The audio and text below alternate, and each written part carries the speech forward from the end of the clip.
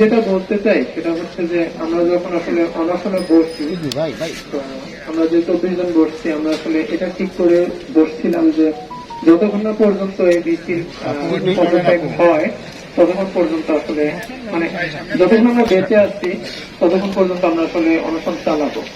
তো এই মুহূর্তে আসলে যে পর্যায়ে এসে দাঁড়াইছি সেটা হচ্ছে এরকম যে আপনারা মানে সহযোদ্ধারা বলছেন যে অনশন ভেঙে ফেলছে।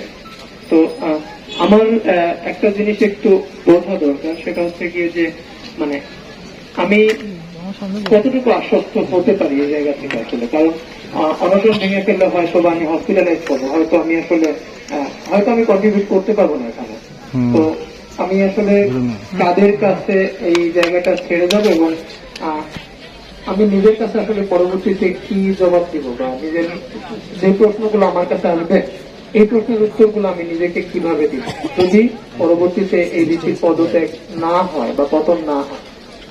আর উল্টো যদি আমি আসলে আমার শেষ বিন্দু পর্যন্ত চেষ্টা করে যাই তখন আমি নিজেকে এই উত্তরটা দিতে পারবো যে আসলে আই ট্রাইড মাই বেস্ট, সম্ভব হয় না আর কি। কিন্তু এই মুহূর্তে যদি আমি ছেড়ে যাই তাহলে কিন্তু এই উত্তরটা আমার নিজের কাছে থাকবে না। তো এই ব্যাপারে আমি একটু আসলে শুনতে চাচ্ছি যে মানে এই জায়গাটায় উত্তরটা কি হবে। রানিং বক্তব্য না এখন আমি